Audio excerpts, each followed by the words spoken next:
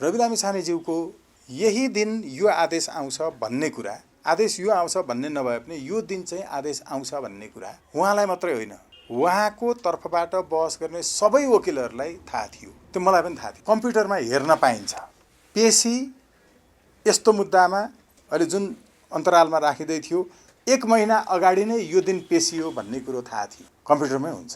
यो दिन आदेश नआओस् भन्ने हो भने स्थगितको निवेदन पठाउन सकिन्थ्यो। मैले केही गलत बोलेको छु? सबै मुद्दामा 1 महिना अगाडि, अभियानमा भएको चाहिँ फेरि चाँडो हुन्छ है। यो मुद्दा चाहिँ 1 महिना अगाडि नै यो दिन पेशी हुँदैछ, यो दिन मेरो बारेमा आदेश आउँछ भन्ने थाहा थियो। यो दिन आदेश आयो भने मेरो कार्यक्रममा जान पाउँदिन कि भन्ने लाग्छ भने पेशी स्थगित 3 चोटिसम्म गर्न पाइन्छ, मजाले स्थगित गर्न पाइन्थ्यो। उहाँहरूका वकिलहरू सबैले यो दिन नै पेशी ठिक छ भनेर र त्यो दिन जे आदेश आउँछ आओस् भनेको हो नि होइन? यो पनि स्थापित छ। अब यही दिन पारेर आदेश गरियो भन्ने कुरा चाहिँ उहाँलाई नै, अरू सबैलाई, उहाँका वकिलहरू सबैलाई यही दिन आदेश आउँछ थाहा थियो। आदेश आउने कुरा यो दिन भयो भने ठिक हुँदैन भन्ने हो भने स्थगित गर्न आफै सकिन्थ्यो। फेरि अरू कसैले नै उहाँले नै यो दिन आदेश नगरौँ है भन्ने निवेदन उहाँको वकिलले पठाइदिँदा मजाले 3 पटकसम्म त्यो अधिकारै हो पक्षको, स्थगित गर्न पाइन्थ्यो, सकिन्थ्यो। त्यो भएन भने चाहिँ उहाँलाई थाहा थियो सबै। तर आदेश पश्चात यहाँ अहिलेसम्म कयौँ यस्ता आदेशहरू छन् जो कार्यान्वयन भएको छैन। म स्वयंले, अधिवक्ता राधिका चम्लागाईले, दुईजनाले यी राष्ट्रपति जो दुखी गरिब जनताले कर तिरेको पैसा चुसेर बाँचेका छन् र यिनले स्वास्थ्य उपचारको नाममा राज्यबाट लुटेको रकम जुन छ त्यो रकम राज्य कोषमा फिर्ता गर भनेर हामीले सर्वोच्च अदालतमा हालेको रिटमा लिखित जवाफ देऊ भनेर अदालतले आदेश दिएको छ। त्यो आदेश राष्ट्रपति भन्ने मान्छेले प्राप्त गरेको मसँग उहाँको कार्यालयले सिग्नेचर सहितको छ। मैले अदालतको मिसिलमा राखिदिएको छु। यो 1 वर्ष भइसक्यो लगभग हुन लाग्यो भनौँ। उहाँले अहिलेसम्म यो आदेश मान्नु भएको छैन। यो राष्ट्रपतिलाई पक्राउ गर्नु पर्दैन? अदालतको अपहेलना हो नि त यो। अदालतले गरेका हर एक आदेश हर एक मान्छेले मान्नुपर्छ भन्ने संविधानमै छ। अनि रवि लामी छानेज्यूलाई त्यो दिन आदेश भएकोमा राष्ट्रपतिले त 1 वर्षसम्म आदेश नमानेर बसेको छ। हेर्नुहोस् है, अरू पनि छ है फेरि सरकारले। अनि रवि लामी छानेज्यूलाई त्यही दिन समातेर लगिहाल्नुपर्ने त्यस्तो थियो त? हो भने त अहिलेको राष्ट्रपतिलाई अहिले समाउनुपर्छ, होइन र? यसो भएको हुनाले त्यो कार्यक्रम गर्न दिँदा उहाँको चाहिँ त्यो आदेशकै विरुद्ध उहाँ फेरि सर्वोच्च जानुहुन्थ्यो होला, होइन? ठिक छ, सर्वोच्च जाने कुरामा एउटा प्रक्रिया होला। तर उहाँलाई जुन अन्तिम इच्छा भनेर सोधियो, जुन देशमा मृत्युदण्डको व्यवस्था हुन्छ त्यो देशमा मृत्युदण्ड दिनुभन्दा पहिला अन्तिम इच्छा सोध्ने गरिन्छ। मृत्युदण्ड दिने कसैलाई गोली हानेर, कसैलाई झुन्ड्याएर मारिन्छ, कसैलाई बिख खुवाएर मारिन्छ। हाम्रो मुलुकी ऐनको दण्ड सजायको 55 देखि 58 नम्बरसम्म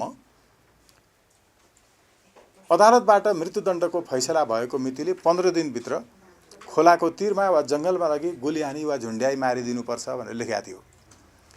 त्यसरी झुन्ड्याएर वा गोली हानेर मार्ने पदलाई चाण्डाल भनिन्छ। त्यति बेला पनि अन्तिम इच्छा चाहिँ सोध्न सकिन्छ। अन्तिम इच्छा भनेर सोध्ने कुरा त्यो कसले गर्ने हो, कति बेला गर्ने हो, कहाँ गर्ने हो? मृत्युदण्डको व्यवस्था नभएको देशमा अन्तिम इच्छा सोधिँदैन। हेर्नुहोस्, र मैले योभन्दा अगाडि न्यायाधीशले नै सोधेको प्रश्न पनि यो प्रश्न गलत ठाउँमा गलत समयमा सोध्नु त्यो त अन्तिम दिन सोध्ने हो भनेर भनेको थिएँ। यसकारण यो बडा कानुनी राज्यका दृष्टिले अराजकहरूको शासन छ। अराजकहरूले यस्तै हरकत गर्ने गर्छन् र रवि लामी छानेज्यूहरू जस्ताका लागि यो व्यवस्था होइन। यो व्यवस्थामा यस्तै हुन्छ युवाहरूलाई, यो व्यवस्थामा यस्तै गरिन्छ, यो मैले आज होइन सुरुदेखि नै भनेको कि म उहाँलाई सभापति मान्न, अध्यक्ष मान्न, नेता मान्न सबै त्यति बेला मात्रै तयार हुन्छु जति बेला उहाँले बुढो पुरानो व्यवस्था अन्त्य गर्नुपर्छ भन्नुहुन्छ, यो व्यवस्था सिद्ध्याउनुपर्छ भन्नुहुन्छ। उहाँ त्यति बेला मात्रै नेता हुनुहुन्छ, नभए उहाँ फेरि पनि यही काङ्ग्रेस एमाले माओवादीहरूले मानेको व्यवस्थाकै कार्यकर्ता त हो नि। यसैले अवस्था ठीक छैन भन्नेमा हुनुहुन्छ हो, नत्र अवस्था चाहिँ व्यवस्था यही मानेपछि त उस्तै हुँदो रहेछ त। त्यसैले अवस्था परिवर्तन गर्न व्यवस्था परिवर्तन गर्नै पर्छ। म फेरि पनि विनम्रतापूर्वक राष्ट्रिय स्वतन्त्र पार्टीका सबै तहका नेता कार्यकर्ताहरूलाई यो तथ्य जुन हामीले देखाइरहेका छौँ, यसलाई तपाईँले हृदयङ्गम गर्नुभयो भने यो व्यवस्थामा कहिल्यै पनि तपाईँले खोजेको परिवर्तन प्राप्त गर्न सक्नुहुन्न, बरु तपाईँ नै अरू दल जस्तै हुनुहुन्छ। अरू दल जस्तो नभइकन त्यसो गर्छु भन्नुहुन्छ भने तपाईँलाई हो यसरी नै पहिला निर्दोष छ भनेर आइजिपीले भन्छ, अनि सरकारबाट तपाईँ हट्ने बित्तिकै तपाईँलाई म्याद थप्न उसैले पठाउँछ, त्यही प्रहरले पठाएको होइन त। यसैले कृपया तपाईँले त बुझ्नु भएन होला, तपाईँ त भ्रममा पर्नु भयो होला, तर तपाईँको भ्रमको कारणले जनतालाई पनि भ्रम नथपर्नुहोस्। म राष्ट्रिय स्वतन्त्र पार्टीका सबै तहका शुभेच्छुक कार्यकर्ता सबै साथीहरूप्रति आफ्नो नेतृत्वलाई यो व्यवस्था अन्त्य गरौँ भनेर नेतृत्वले निर्णय गर्नुहोस् भनेर भनिदिनुहोस् भन्न चाहन्छु। यसले तपाईँहरूलाई राम्रो गर्दैन, यसले हामीलाई राम्रो गर्दैन, देशलाई राम्रो गर्दैन। र अब चाहिँ राष्ट्रिय स्वतन्त्र पार्टीले व्यवस्था परिवर्तनको बाटोमा उहाँहरूले नै नेतृत्व गर्नुहोस्। मलाई त मेरो वकालत राम्रो गर्न पाएँ भने हुन्छ, उहाँहरूले गर्नुहोस्, म उहाँहरूलाई नै आएको देख्न चाहन्छु, तर पुरानो व्यवस्थामा होइन।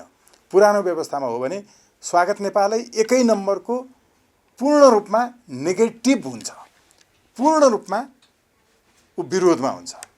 तर तपाईँहरूले यो व्यवस्था परिवर्तनको आन्दोलनमा नेतृत्व गर्नुभयो भने एक नम्बरमा तपाईँहरूको फोटो छातीमा टाँसेर हिँड्छु, किनकि म व्यक्तिगत रूपमा इगो राख्दिनँ। यो देशलाई यो व्यवस्था अन्त्य गर्ने शक्ति, युवा नेतृत्व चाहिएको छ नि। खाना चाहिँ यही व्यवस्थामा आफू खानका लागि मात्रै गर्नुहुन्छ भने म जसले जे भने पनि एक नम्बरको विरोधी मै हुनेछु। तर यो व्यवस्था विरुद्ध तपाईँहरू लाग्नुहुन्छ भने एकै नम्बरमा कुनै पदमा नबसिकन आफ्नै तेल खर्च गरेर देशैभरि तपाईँहरूको प्रचार गर्दै हिँड्छु। म त्यस्तो मान्छे हो, आध्यात्मिक मान्छे हो। म एक्लै भए पनि जहिले सत्य बोलिरहने मान्छे। यसैले अहिले रवि लामिछानेज्यूप्रति राष्ट्रपतिलाई दिएको आदेश चाहिँ आफूले पालना नगर्ने 1 वर्षसम्म हुन लागेको बेलामा उहाँको सम्बन्धमा तत्कालै चाहिँ पक्राउ गर्नुपर्ने यो सबै कुरा र उहाँलाई जुन अन्तिम इच्छा भनेर सोधियो, यो राज्य अराजकता हो।